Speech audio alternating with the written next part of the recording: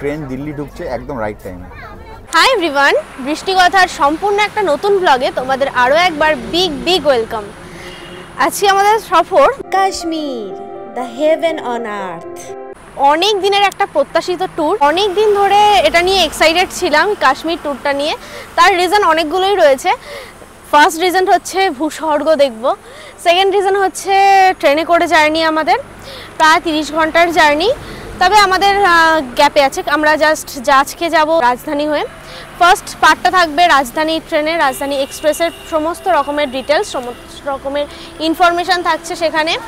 কীরকম খাওয়ার দাওয়ার সব কিছুর ডিটেলস তোমরা ওখানে পেয়ে যাবে।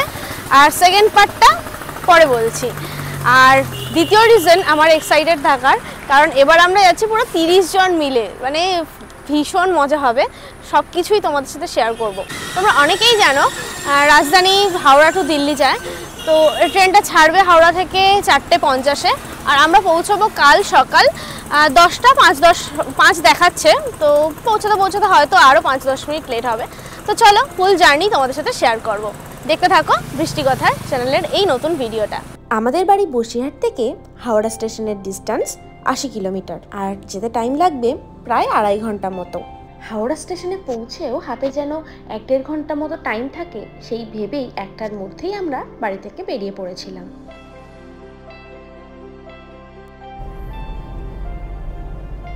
তো এখন ঘড়িতে বাজে 1:12। তো আমরা যাচ্ছি হাওড়া স্টেশনের উদ্দেশ্যে। অ্যাকচুয়ালি আমাদের রাজধানীটা যেটা, সেটা হচ্ছে হাওড়া রাজধানী।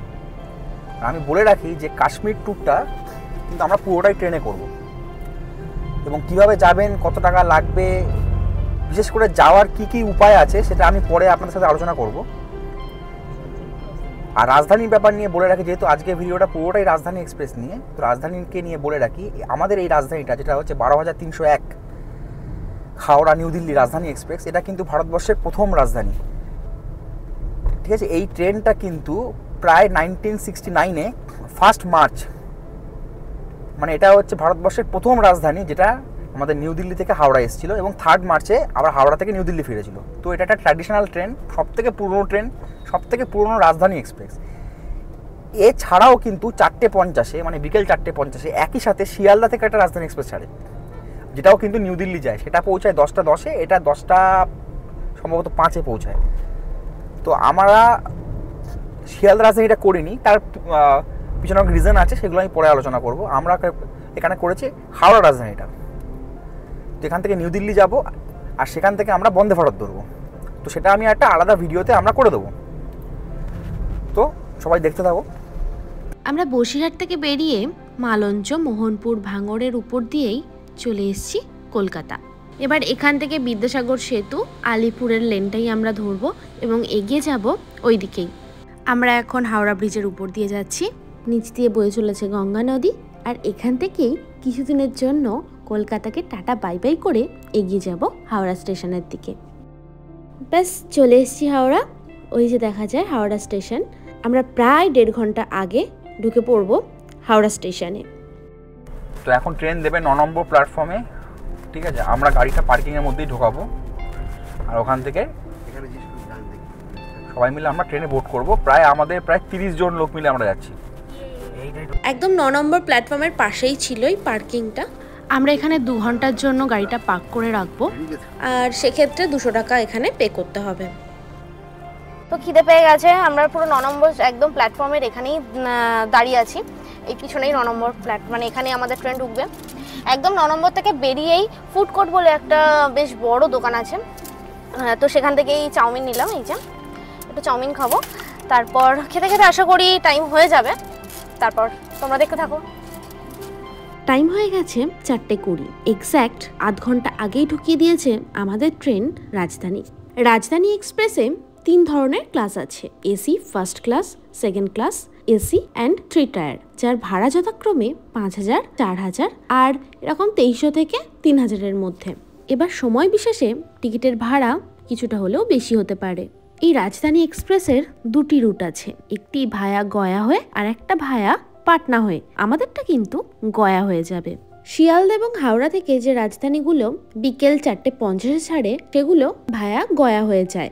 আর 12,305 যে রাজধানী এক্সপ্রেসটা সেটা প্রতি রবিবার হাওড়া স্টেশন থেকে দুপুর 2:05 ছাড়ে। সেটা উইকলি ট্রেন, যেটা ভায়া পাটনা হয়ে যায়। এই ট্রেনটিতে সময় 2 ঘন্টা বেশি লাগে। আমাদের কোচ ছিল B11। এবার B11 এর সামনে আমরা পুরো টিম এসে দাঁড়িয়ে পড়েছি নিজেদের লাগেজ নিয়ে। তো আমাদের ট্রেন এসে গেছে, আমরা অনেকক্ষণই উঠেছি, মানে উঠে লাগেজ টাগেজ রাখা হয়ে গেছে, কারণ ওই অবস্থায় তো ভিডিও করা যেত না। তো চলো তোমাদের ফার্স্টে আগে বাথরুমটা দেখাই। এখানে কোমোড আছে, পুরো বাথরুমটা খুবই পরিষ্কার।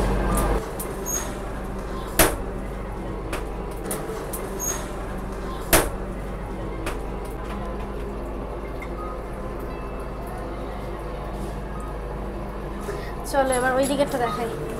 দুটো বাথরুমই বেশ কিছুক্ষণ পরপরই পরিষ্কার করে যাচ্ছিল। সুতরাং ট্রেনে এই বাথরুম নিয়ে আমার যে প্রবলেমটা থাকে সেটা প্রায় ফেসই করতে হয়নি আমার। এবার তোমাদেরকে বার্থগুলো দেখাবো, ঠিক আছে? চলো, এই যে ফার্স্ট বার্থ, এটাই। ওরা আমাদের সিটে বসে গেছে। তুলিতে একটু ঘুমো ঘুমো পাচ্ছে, তাই তো? আচ্ছা, আমাদের সিট হচ্ছে এইটা, আপার অ্যান্ড লোয়ার। এখানে একটু বিবাদ চলছে কার কোনটা সিট এই নিয়ে। চলো আমরা একটু সামনের দিকে ঘুরি।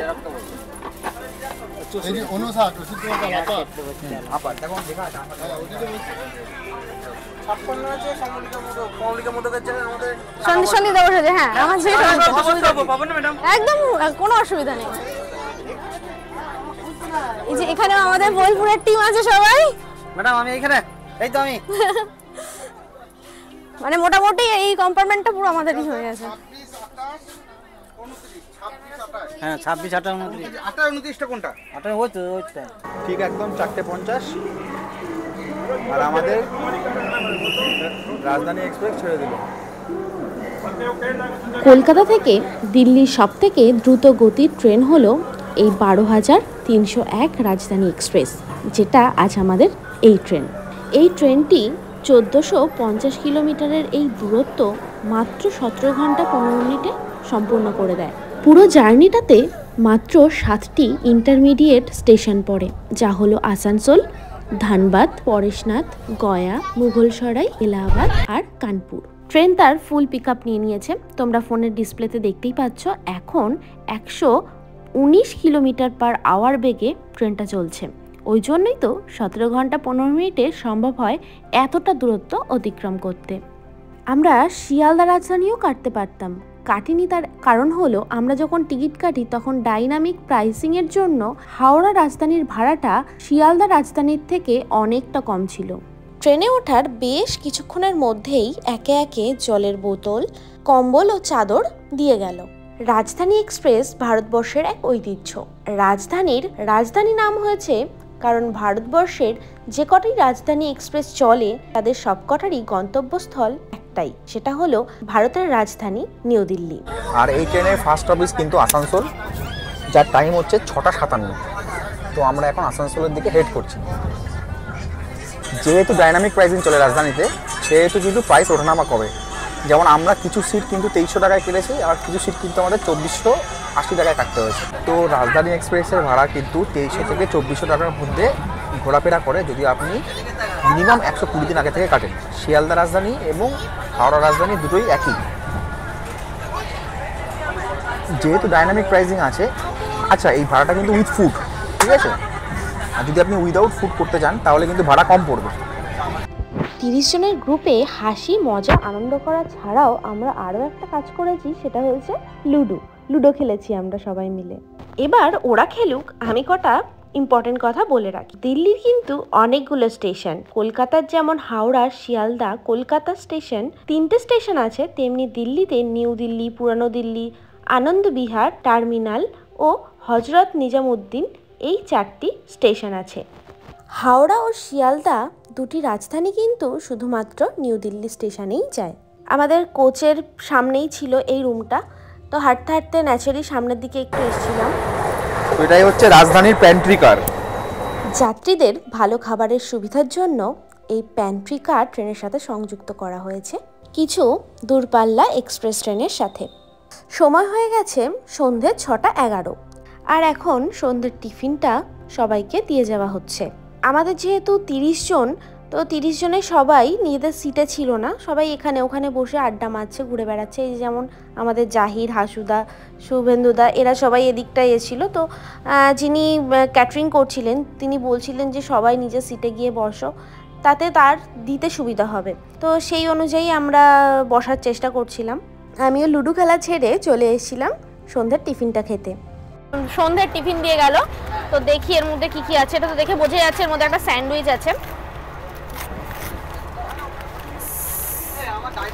আমাদের সবাই কিন্তু ননভেজ আমাদের অর্ডার করা ছিল। একটা স্যান্ডউইচ আছে বেশ বড়। এখানে দেখি কি আছে। এখানে আছে একটা কি বলবো এগুলোকে, কি বলে, খাস্তা কচুরি টাইপের রয়েছে। আর এখানে দেখি কি আছে। আচ্ছা, চায়ের বিভিন্ন কিটস আছে। এখানে একটা টমেটো সস আছে। এখানে একটা চিড়ে ভাজা টাইপের রয়েছে। আর এটার মধ্যে একটু মিষ্টি আছে,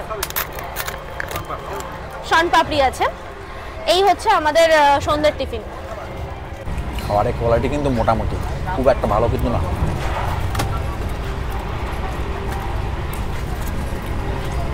টিফিন দেওয়ার একটু পরেই প্রত্যেকটা সিটে সেই রকম একটা করে গরম জলের জগ দিয়ে গেছে। বিশাল গরম, ধোঁয়া উঠছে।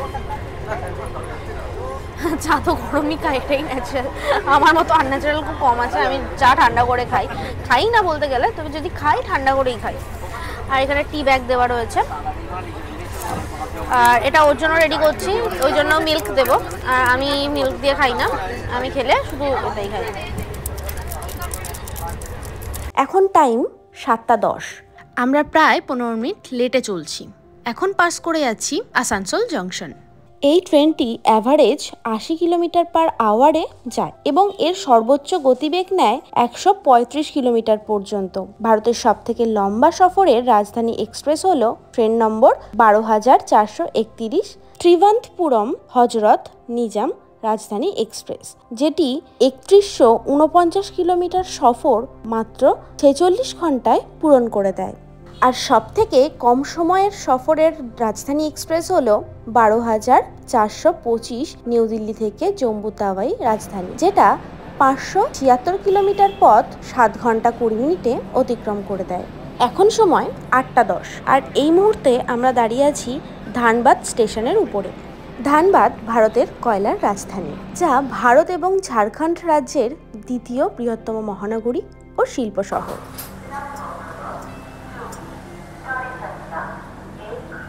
এখন আমরা ধানবাদ ছেড়ে বেরিয়ে যাচ্ছি। এখন 8:14 টাইম। তো 1450 কিলোমিটারের মধ্যে মাত্র 265 কিলোমিটার হলো। গাড়ি মোটামুটি 15 মিনিট টাইপের লেট আছে। এখন ধানবাদ ক্রস করছি জাস্ট। এখানে দাদারা ডিনার অ্যারেঞ্জ করছে, কারণ প্রায় 8:30 বাজতে চললো। আমাদের খাবার দিয়ে যাচ্ছে, ঠিক আছে, সবে বাজে হচ্ছে 8:20। আমাদের প্যান্ট্রি কার্ডের পাশেই যেহেতু, তো আমি দেখালাম যে কীভাবে খাবার এখানে রেডি করছে। আর দেখুন এখন খাবার দিয়ে যাচ্ছে।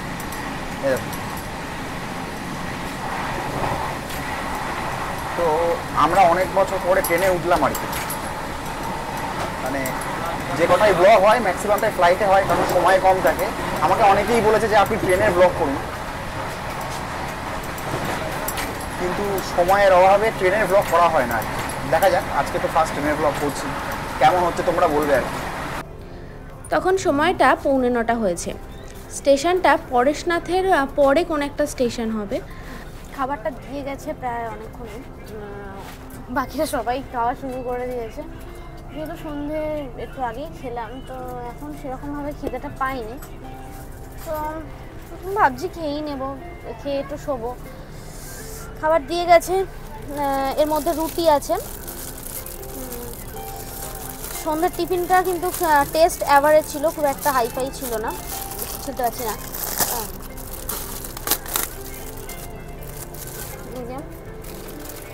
রুটি আছে, এখানে রাইস আছে, এখানটাতে একটু সবজি আছে, এখানটায় ডাল আছে, আর এই ডাল আছে, আর এটায় চিকেন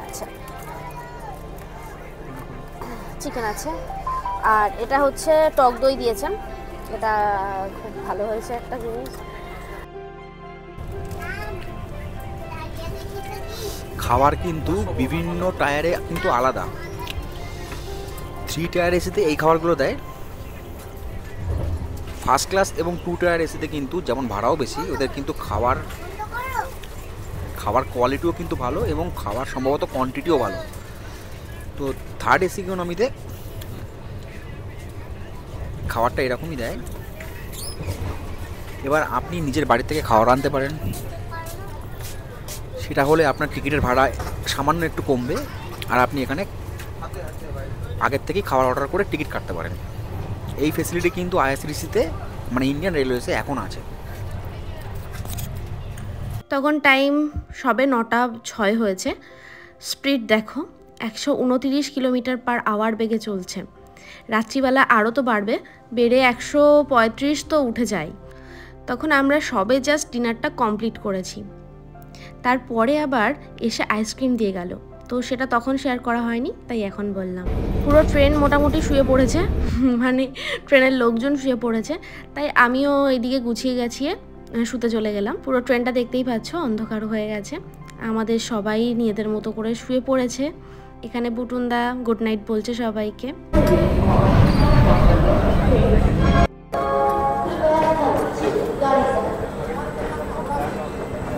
তো প্রায় 460 কিলোমিটার কমপ্লিট করে আমরা এখন বাজে রাত 10:38। আমরা এসেছি গয়া জংশনে। প্রায় এখনও সারা রাতের জার্নি পড়ে রয়েছে। প্রায় এখনও 960 কিলোমিটার যেতে হবে আমাদের দিল্লিতে।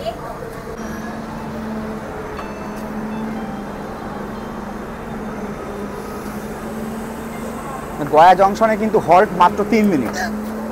আমি এটাও বলেছিলাম যে কাশ্মীর যাওয়ার প্রসেস আমি বলে দেবো। যদি আপনার বাজেট অনেক বেশি থাকে তাহলে আপনি অবশ্যই ফ্লাইটে যেতে পারেন, আর না হয় কলকাতা থেকে কিন্তু 3টে ট্রেন রয়েছে। একটা হচ্ছে হামসাফার এক্সপ্রেস, যেটা উইকলি ছাড়ে সোমবার করে, আর একটা হচ্ছে হিমগিরি এক্সপ্রেস, যেটা সপ্তাহে 2 দিন ছাড়ে, আর হাওড়া থেকে কিন্তু একটা ট্রেন প্রতিদিন ছাড়ে, সেটা জম্মু তাওয়াই এক্সপ্রেস, যার সময় লাগে মানে জম্মু তাওয়াইয়ের সময় লাগে প্রায় 44 ঘন্টা না 42 ঘন্টা। সব থেকে শর্টেজ যেটা যায় সেটা হচ্ছে হামসাফার এক্সপ্রেস, যার সময় লাগে প্রায় 35 ঘন্টা। সেই জন্যে আমরা এখান থেকে রাজধানী এবং তারপরে বন্দে ভারত ধরলাম। এতে আমাদের সময় লাগবে মোটামুটি 30 ঘন্টা। যদি আপনার হাতে সময় কম এবং বাজেট বেশি থাকে তাহলে আপনি অবশ্যই ফ্লাইট ধরতে পারেন, কিন্তু ফ্লাইটের ভাড়া এতটাই বেশি যে সাধারণ মানুষের ক্ষেত্রে কিন্তু ফ্লাইটটা করা খুব মুশকিল। যদি আপনার হাতে মিডিয়াম বাজেট থাকে, মানে টোটাল আপ ডাউন ট্যুর প্রায় 6000 টাকার মধ্যে যদি আপনি করতে চান, মানে অনলি যাতায়াত, তাহলে কিন্তু আপনি এখান থেকে রাজধানী এক্সপ্রেস এবং বন্দে ভারত এক্সপ্রেস ধরতে পারেন। এটা সময়ও কম লাগে, মিডিয়াম রেঞ্জের মধ্যেও হয়ে যায়, যে ফ্লাইটের মতো অত মানে ফ্লাইটে যেমন ভাড়া লাগছে প্রায় হচ্ছে 12,000 টাকা করে পার হেড লাগে একটা, মানে আসা যাওয়ায় প্রায় 20 থেকে 24,000 টাকা লাগে ফ্লাইটে অনলি। সেটাও হবে না, আপনার সময়ও বাঁচবে, আর আপনি রিল্যাক্সও জার্নিটা করতে পারবেন। কিন্তু বন্দে ভারত এবং রাজধানী যদি ধরেন আপনি, তাহলে কিন্তু আপনাকে দিল্লিতে একটা 3-4 ঘন্টা ব্রেক নিতে হবে। এখন রাত 11টা মতো হবে, আর আজকের মতো এখানে গুড নাইট বলছি। ভিডিওটা কন্টিনিউ হবে কাল সকাল থেকে। আজ রাজধানী এক্সপ্রেস থেকেই তোমাদের সবাইকে জানাচ্ছি আরও একবার গুড মর্নিং। ভারত সরকার রাজধানী এক্সপ্রেসগুলোকে নতুনভাবে লাক্সারিয়াস এবং মডিফিকেশন করার জন্য তেজাস রাজধানী নামে নতুন এক ধরনের রাজধানী এক্সপ্রেস চালু করেছে। পশ্চিমবঙ্গে এখনও এই ট্রেন চালু না হলেও নিউ দিল্লি এবং মুম্বাই সেন্ট্রালের মধ্যে সেই ট্রেন চলে। সকাল হতেই সবাই ঘুম থেকে উঠে পড়ে নিজেদের মতো করে সুন্দর সকালটা এনজয় করছে। এখন ঘড়িতে 8:03, আর আমরা সবাই আমাদের ব্রেকফাস্ট পেয়ে গেছি। আমাদের ব্রেকফাস্টে ছিল ব্রেড, ব্রাউন ব্রেড, আর এখানে ছিল একটা অমলেট ছিল, আর কিছু আলু ভাজা ছিল, আর এখানে একটা গুয়াভা জুস ছিল, সাথে একটা সস দিয়েছিল, এখানে বাটার আছে। এগুলো দিয়েই আজকের ব্রেকফাস্টটা আমরা সারবো। ব্রেকফাস্ট শেষ হতেই আমাদের আবার চা দিয়ে গেছিলো, সেম প্রসেসের কালকের মতোই। দিল্লি যেতে আর মাত্র 1 ঘন্টা বাকি, ট্রেন কিন্তু একদম রাইট টাইমে আছে। এখন সময় সকাল 9:47, আর আমরা এই মুহূর্তে গাজিয়াবাদ জাংশন ক্রস করছি। আজকের ভিডিও তোমাদের কেমন লাগছে অবশ্যই কমেন্ট সেকশনে জানিও। ভালো লাগলে অবশ্যই লাইক শেয়ার করতে কিন্তু ভুলো না। আর আমার চ্যানেলে যদি নতুন হয়ে থাকো তাহলে সাবস্ক্রাইব করে আমার পাশে থাকো। আর যারা এতদিন ধরে আছো তাদেরকে অনেক অনেক ধন্যবাদ। তো ট্রেন দিল্লি ঢুকছে একদম রাইট টাইমে। এখন বাজে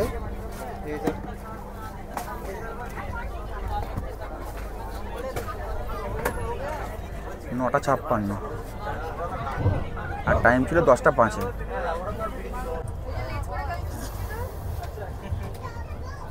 এখানে মোটামুটি সবাই রেডি হয়ে গেছে তাদের ব্যাগ ট্যাগ গুছিয়ে, এবার শুধু নামার অপেক্ষা।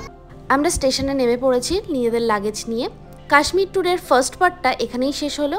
ওই যে রাজধানী ট্রেন এখনও দাঁড়িয়ে, আর তার সামনে দাঁড়িয়ে এবারের কাশ্মীর ট্যুরের পুরো টিম। আমাদের এবার বেশ অনেকক্ষণ ওয়েট করতে হবে, তাই এসি ওয়েটিং রুমে যাব। নেক্সট পার্টে থাকবে ওয়েটিং রুম আর বন্দে ভারতের খুঁটিনাটি সমস্ত ডিটেলস। আজকের ভিডিও এখানেই শেষ করছি। দেখা হচ্ছে নেক্সট সানডে নতুন ভিডিও নিয়ে। ততক্ষণ পর্যন্ত টাটা।